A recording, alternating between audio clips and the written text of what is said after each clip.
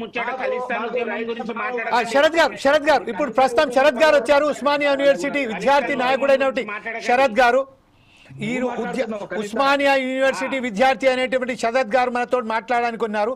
ఇప్పుడు ప్రస్తుతం ఏదైతే ఉన్నారో చర్చ దళిత్ విద్యార్థి రోహిత్ వెములకు సంబంధించి జరుగుతుంది. ఈరోజు రాహుల్ గాంధీ ఏదైతే చట్టాన్ని తీసుకొచ్చి రావడానికి ఒక లెటర్ రాశారో కర్ణాటక ప్రభుత్వానికి, తెలంగాణ ప్రభుత్వానికి, రోహిత్ వెముల చట్టాన్ని తీసుకురావాలి అనేది చేశారు.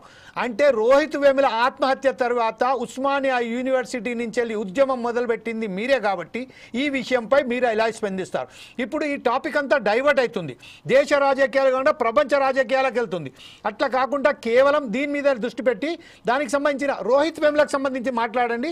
వివక్షకు గురి అయ్యాడా లేడా? ఈ చట్టాన్ని తీసుకురావడం సమంజసమా కాదా? ఇంట్లో వివక్ష జరిగిందా లేదా? కుల వివక్ష అనేది విశ్వవిద్యాలయాల్లో జరుగుతుందా లేదా? దీన్ని అది బాంబే యూనివర్సిటీ వైద్య విజ్ఞాన పరిషత్ కానివ్వండి, లేకపోతే బాంబేలోని ఐఐటికి సంబంధించిన ఒక విద్యార్థి ఎవరైతే ఉన్నారో దుశాంత్ సోలంకి, అతని ఆత్మహత్య కానీ, ఈ విషయంపై మీరు ఎలా స్పందిస్తారో స్పందించండి. కమాన్ శరత్ గారు. ఫోర్ సైడ్స్ టీవీ వారికి ధన్యవాదాలు. మంచి టాపిక్ను ఆర్గనైజ్ చేసి డిబేట్ పెట్టినందుకు. అట్లాగే వివిధ పార్టీల నుంచి ఉన్నటువంటి కాంగ్రెస్, టీఆర్ఎస్, బీజేపీ, మిగతా పార్టీల నుంచి ఎవరైనా ఉంటే వారందరికీ కూడా నమస్కారాలు. నా పేరు నలిగంటి శరత్, ఉస్మానియా బహుజన స్టూడెంట్ లీడర్ని. మిత్రులారా, మంచి డిబేట్ ఓపెన్ చేసినందుకు ధన్యవాదాలు.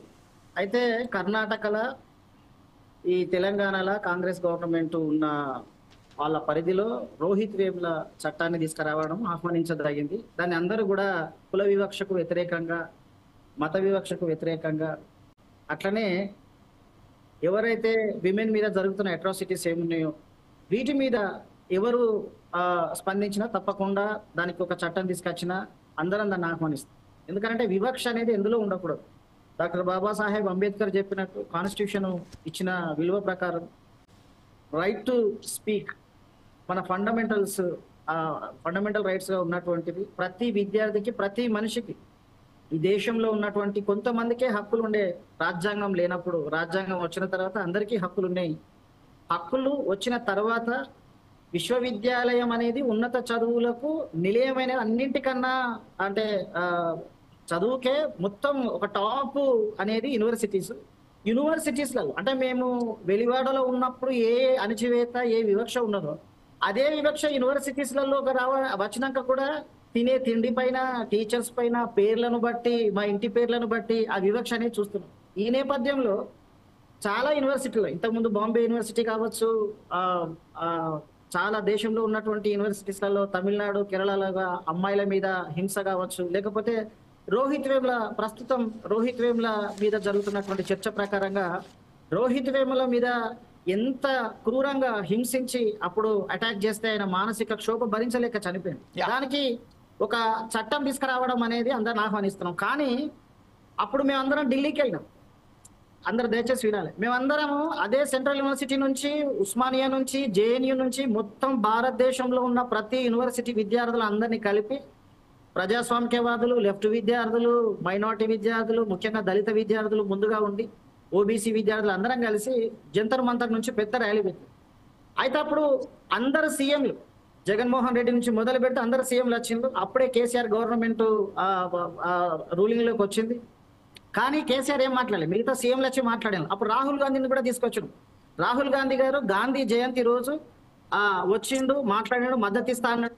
కానీ చట్టం గురించి మాట్లాడిన రాహుల్ గాంధీకి హ్యాట్స్ ఆఫ్, తీసుకొచ్చినందుకు వాళ్ళకి ధన్యవాదాలు. కానీ పార్లమెంట్ లో ఒక మాయావతి మాత్రమే మాట్లాడింది, ఒక్క మాట కూడా రాహుల్ గాంధీ మాట్లాడలేదు. అది బాధ అనిపించింది. చట్టము నువ్వు తీసుకొస్తున్నావు కరెక్టే. ఇప్పుడు ఎస్సీ అట్రాసిటీ చట్టం ఉన్నది. బాబాసాహెబ్ అంబేద్కర్ ఇచ్చినటువంటి ఆ చట్టాలలో కారం చెడు 1985 జూలై 17 రోజున జరిగినటువంటి కారం చెడు పెద్ద పోరాటం జరిగితే, మాదిగలను కమ్మలు చంపితే ఆ ఉద్యమం నుంచి ఎంతో మంది పోరాడితే, కత్తి పద్మారావు లాంటి వాళ్ళు, బుజ్జ తారకం లాంటి వాళ్ళు, గద్దర్ లాంటి వాళ్ళు, కంచాయి లాంటి వాళ్ళు పోరాడితే 1989లో ఎస్సీ అట్రాసిటీ ఒక రక్షణ కవచం అనే చట్టం మళ్ళీ ఇచ్చింది. ఆ చట్టము వచ్చిన తర్వాత కనీసం ఆ చట్టము పోలీస్ స్టేషన్లో ఎక్కడ కూడా ఇంప్లిమెంట్ జరగకుండా ఉన్నది. అట్లనే ఎందుకు ఈ చట్టం తీసుకొస్తున్నారు? ఎంతో మంది త్యాగాలు, రక్త తర్పణం జరిగితే, మాదిగల ఊచకూత కోస్తే, మాలలను ఊచకూత కోస్తే, ఎంతో మంది రక్త తర్పణం తోటి ఆ చట్టాలు వస్తాయి. పోలీస్ స్టేషన్లకు పోతే, కోర్టుల దగ్గరికి పోతే అవి ఎక్కడ కూడా చెల్లట్లేదు. ఎందుకంటే అక్కడ రాజకీయాలు, ఎక్కడ ఎవరు పవర్ లో ఉంటే ఆ రాజకీయ నేతలే, వాళ్ళదే నడుస్తున్నది, వాళ్ళ ప్రకారమే ఒక్క కేసు కూడా బుక్ అవ్వట్లేదు. ఇది జరుగుతున్న చర్చ. ఇప్పుడు రోహిత్ వేముల చట్టం తీసుకొచ్చినటువంటి ప్రభుత్వాలకు ధన్యవాదాలు. కానీ ఆ రోహిత్ వేముల చట్టాన్ని యూనివర్సిటీలలో ఇంప్లిమెంట్ చేసే అవకాశం ఉంటుందా? ఇప్పుడు ఏ సెంట్రల్ యూనివర్సిటీని అయితే ఇంప్లిమెంట్ అంటే విద్యార్థి నాయకుడు చనిపోతే అక్కడ నుంచి ఒక చట్టం వచ్చింది అంటున్నారు కదా, అదే సెంట్రల్ యూనివర్సిటీ భూముల మీద పెద్ద